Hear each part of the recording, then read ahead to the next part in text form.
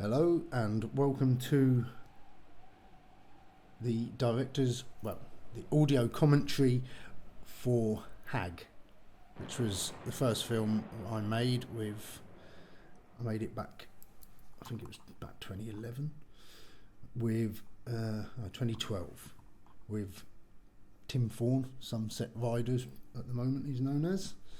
And here to join me today is James Stannard. Or James Stannard, known as Stan. Say hi, Stan. Hello, Stan. Come on. Hello, Trevor. Yes. No.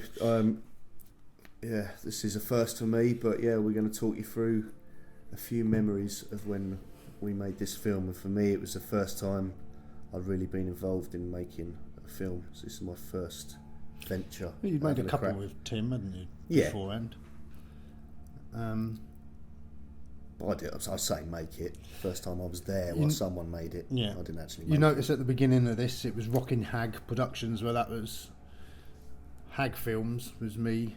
Rockin Orse Productions was Tim. So when we merged together, we thought, well, let's make it as Rockin HAG. That's me. The logo at the beginning, I got our friend Sarah to design. James Stannard, that's me. That's James Stannard's name there. Stan. Yeah, the logo at the beginning was designed by a friend of ours, and then Tim met some bloke online who animated it for us with the fund of it. It was brilliant. When we first watched it, I remember seeing that come up. Everyone was really enjoyed it. So this is the HAG. A tremendous flood of fear washed over me. That's my son there playing the young Ellis. Like there was someone else in the room, someone not of this world. I wanted to get up and run, but no matter how hard I tried to move or This is an early film attempt where we're using Sony Vegas to make everything look blue. It was actually filmed at sort of evening time in the summer, so it was light outside, but not too light. I could see it, physically see it edging closer. I could feel it closing in on me. I mean, the whole film was basically A weight on my chest. filmed with a Sony Handycam, and we had two tiny little desk lamps to do all the lighting. And I mean, look how effective that lighting is for what we had. Sony Vegas makes it all sound a bit bluer. But I'll point out this is on screen a good friend of ours, Rockin who in all the sort of film ventures we'd had around this sort of time, it always ended up in just his pants, and we think he kind of liked it. There's Matty Martin. Matty Martin there. Well, can't he find somewhere else to sleep? He doesn't even pay rent. I can't cope with this, mate. It's every night. He's What do you care? You're nocturnal. Been in Need for Weed. he was in Need for Weed. I wrote this film originally with Cole, who plays Aaron in Need for Weed, in mind. Isn't he? He's the postman in this, but I had him in mind to play Matt Martin's character, who I can't even remember the name of him now. Is it Ed? He's our friend a little bit. He was a tramp, so we let him be in the film as a Here's tramp. Cole. And here comes Cole. You notice them both in Need for Weed, and Peter Burden a little bit plays the doctor at the end. Doesn't look like a doctor, he looks like a heroin addict. It's acting, darling. See, that's the only shots in the film that really I don't like, and they just boof, boof, boof. It's all been overdone. Whoa. First Did you see special that? effects. Did you see the special effects then? To do a double take. So the plot of this is all based about old hag syndrome. And basically, when I was writing the film, I was like,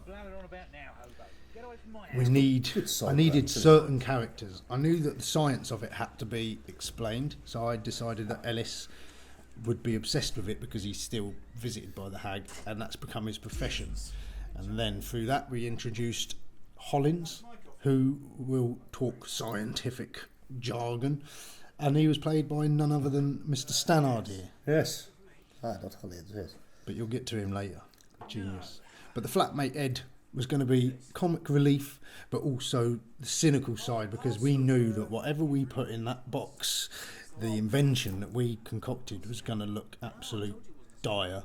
So that's the thing. This is a group of mates making a film, interested in making films.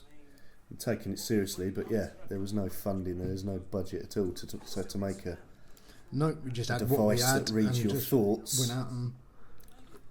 Right. So that's why Ed's character is here to really scrutinise and pick up on things before the audience had a chance, was basically how I wrote it. He says everything that the audience could find wrong with it. I thought if we have one of the characters say something about it, it will sort of... Word escapes me. Words. It would take away from the fact that it's actually... Yeah. It sort of verifies... what is that? Yeah, dodgy pair of headphones. And here he goes, he's laughing at that Is that it? appalling... Yeah, to be fair though, Yeah, it does look like a don't look headset. too bad, I think yeah. it was... I can't remember what it was exactly. that's a router, isn't it? It's broadband. Yeah, Clearly. that, but not that. I can't remember what we made the headset out of. It was two things put together, I think. Probably headphones. This is filmed in Tim's house. You see his DVDs in the background. Yep. Oh, Matty Martin, he's a big boy there, but he's lost a lot of weight, hasn't he? Oh, He he's looks- wafer thin now, isn't he? Wafer thin. Even in Need for Weed, he'd lost a lot of weight, you can tell. He's looking good, mate. He was good casting in that as well. He was... just wanted someone who looked sharp in a suit, and I think he did. But anyway, we get to the Need for Weed in another video. So these footage of the on the way to work, and that was all filmed on my phone. There's a few shots in here that was filmed on my phone. There he is. Ellis, my boy. Mr. Hollins, sir. It's If I found a... really good. Bring it in. Yep, so is Hollins. Stannard. We was going to get some older bloke, another chap that Tim knew. I didn't really know him, I never met him.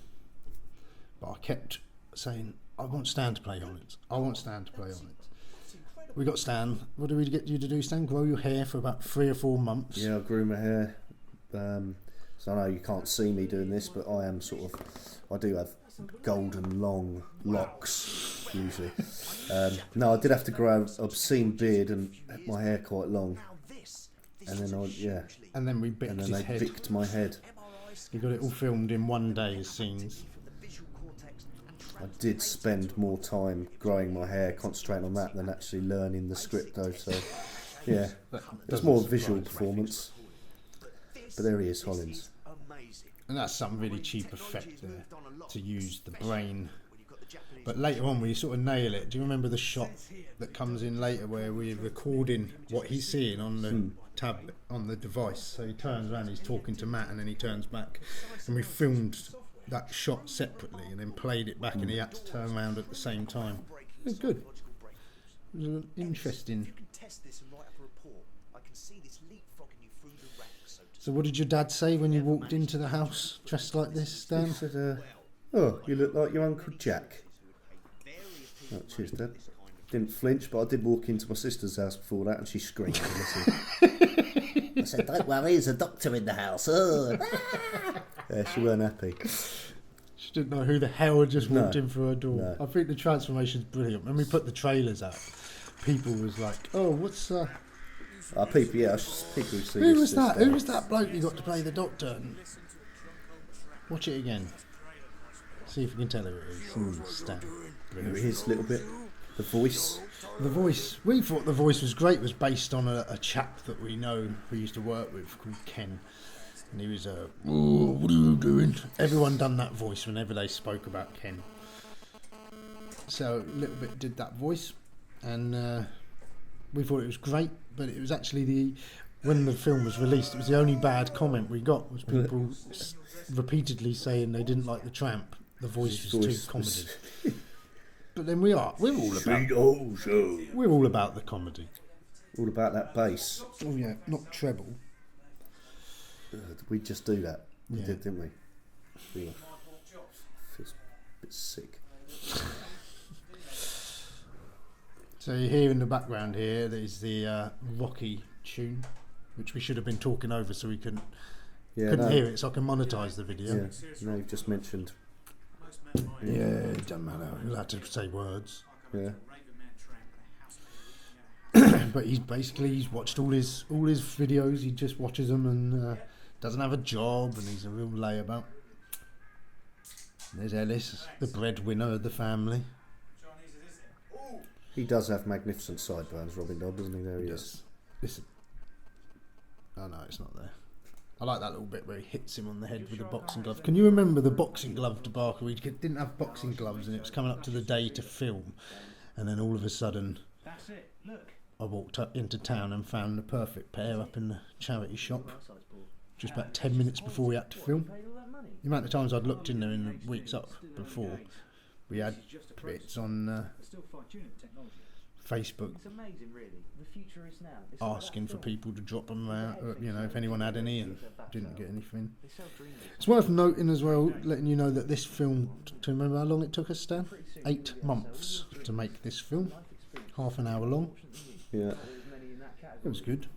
A lot of that comes down to organisation, though, Yeah. Just getting everyone together and because we all work 9 to 5 jobs, and the only time we get to do it is on the weekend, and we've all got other lives. And I mean, it's had some substantial views, this film, for what it is. yeah, it did. It's sort of tailed off a bit now, but it did take off. I think we're up to about 30,000 views at the moment. So now we come into the first of the horror scenes.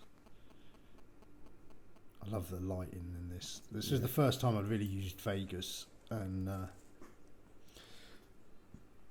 it's just brilliant. Give a good effect. Is it all gone quiet for you? I can't hear anything. The steps. The stairs were quite a good. It was right next to Tim's house, wasn't it? Do you remember as well? We filmed the doorway to Tim's house in Tim's house, but the external doorway to Tim's house was round the corner on someone else's house. Yeah. Because it looked a better shot. It looked better. It looked, yeah. And it had the steps in the background. So it's 2 houses. I like doing things like that. It's interesting. Bit of cheating, isn't it? But I don't actually know what happened with the sound there, because there was loads of wind and stuff, and that's why he's gone around the corner there. Here we go. The HAG. I thought this works very well, considering for what it is. I like the nightmare scene later on as well. I told him. He didn't. He wouldn't. I told him.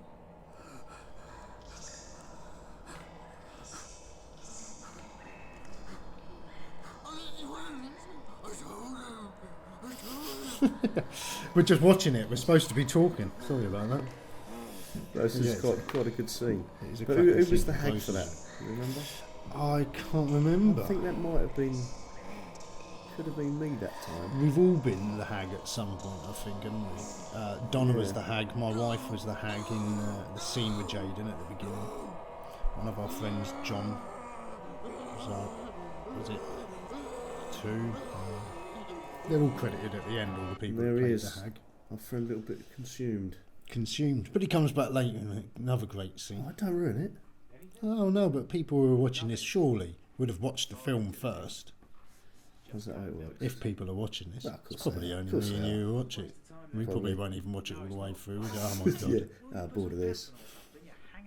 Oh, the cock shot. Blink and you miss it.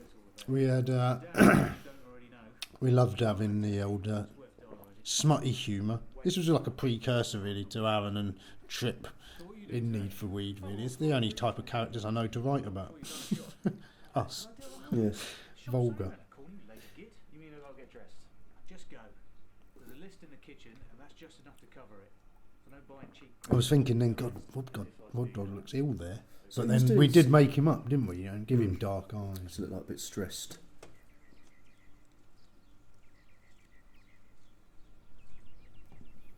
This dead tramp.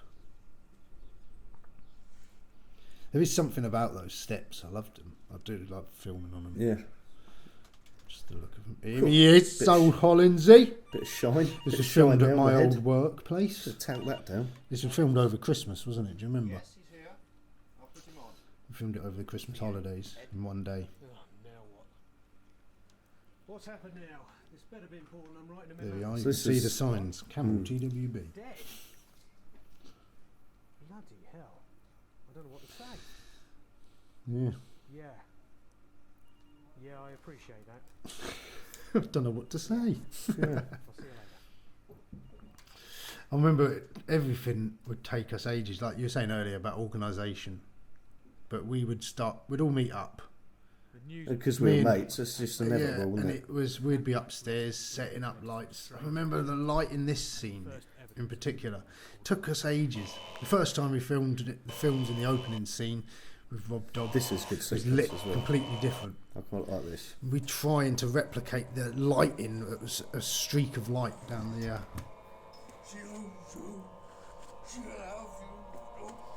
I sort of I always had in mind for this scene, like when Nightmare on Elm Street, when you go into the nightmares, it's always just flooded with red. So I had fun on Vegas trying to tweak this and find this, get this look. I can't even remember quite how I did it.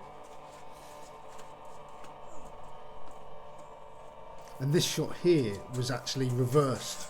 The shot of a little bit looking up because it looked wrong. So we switched the shot around. There's a few bits in here like that. That's what I love about editing. Just trying to correct your mistakes with what you've got. Like the beginning scene as well. There was a scene where Rob Dobb, when he wakes up and then he looks up at the curtains, and then in the script it's like then he hangs his head. But in the shot that we had, the take he had, he sort of didn't look down right, so we just reversed the shot of him looking up, so it looked like he looked down, and it worked. But the dream capture, I loved making this as well, editing these weird images and a merging of weird images and effects that I just laid together to show this nightmarish brain patterns. The eye in the middle. Yeah. And someone else commented, was I aware that I'd put the Illuminati symbol in there? And if you look, it's the steps going up, Yeah, and then the eye, it's and it not looks actually- like the eye in the. Seeing there's an eye, and An that was eye. all images that I'd filmed again on my phone, just in like when I'm wandering around, and I film my eye. Oh, I'm going to film that, just. Like there's a shot in there somewhere of the racking at work with all the aluminium scraps there down the sides, Yeah, yeah. causing that forced perspective, Kubrick-esque.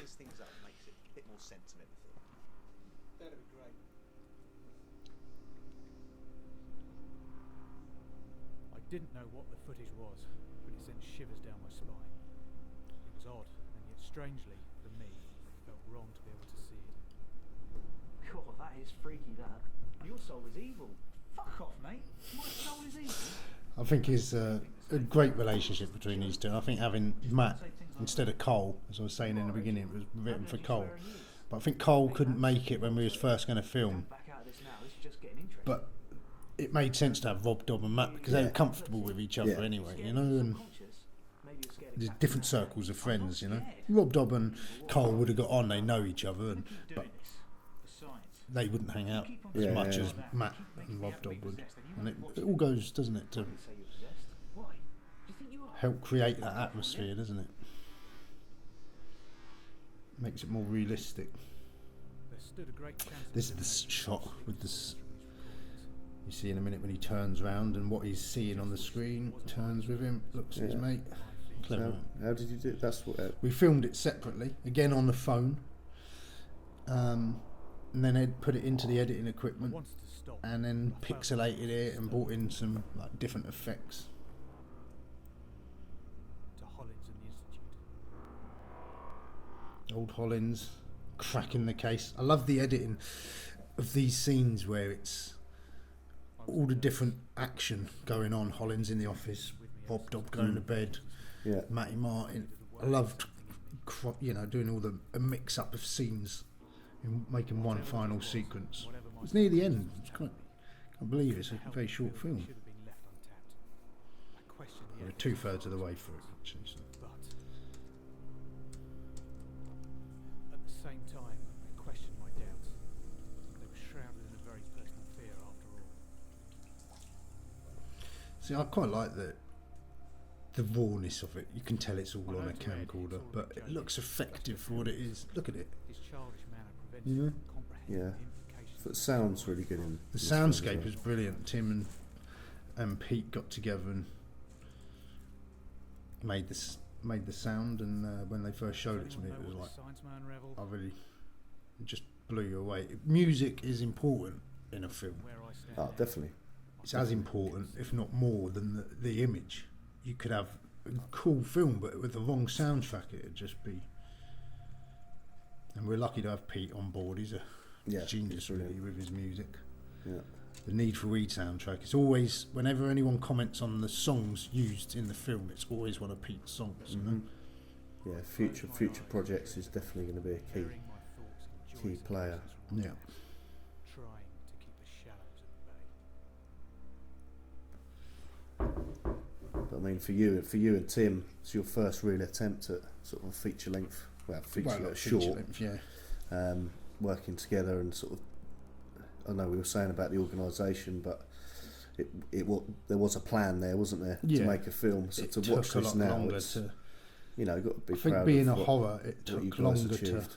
it took longer to film certain scenes anyway, because every time you move the camera, you've got to set everything up, change the shot. We was in Tim and Kim's house. It must have been a drag on his missus for us to be in there every other week, filming and turning their house upside down, spilling beer all over their bed. I think I probably spill something everywhere I go. Yeah, dirty spiller. This as well with the shadow, do you remember? And that was one of the very first things we tested. How to make the shadow, it looked like the shadow was creeping. Sorry, Tascam fell over. Yeah, so we basically dragged the black cloak backwards, do you remember, over the bed, and then played it forward so it looks like it's spilling onto the bed, and it does. It's excellent shot. Here comes the footage. He's clearing up the images. There's some. What is behind there, Stan? I don't know. What's behind there? Excuse me. It's weird because we started making HAG, and I thought This is the shot. that's it. I'd never heard of old HAG syndrome. And I started making it. I had this idea for the documentary, and every time from a documentary I'd seen, and I wrote the script, and every time I talked to someone about HAG, they go, "Oh, I used to get that," or "I know someone." Everyone knew about it except for me. This was the first thing I'd heard about this documentary. This shot here in particular, the next shot, the shadows spilling in. This one, I love it.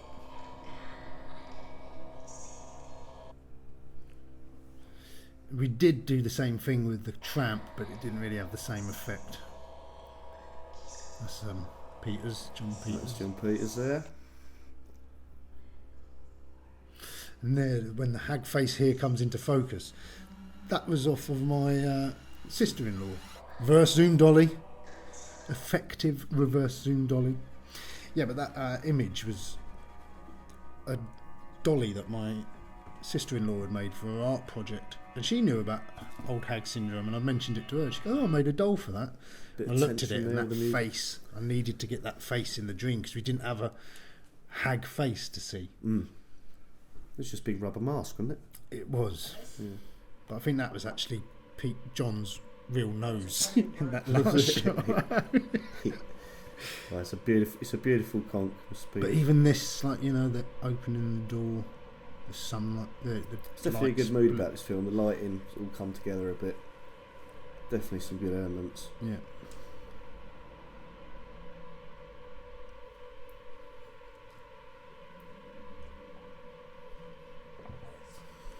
Alice, mate.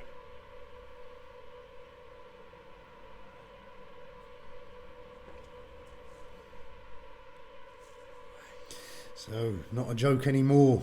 Is it Ed? I can't remember what his Ellis. name is. Ellis and his mate. Matt's character. I I can't even remember. It's been so long since I've seen this. Oh, this tune coming in here. It's by Pete Carroll. Fallen Angels. Brilliant song. I've written a music video for this as well, but never got round to filming it. I remember this was filmed a good few months after the day of doing the Hollins bits, so I had to grow my hair again a little bit and shave my head.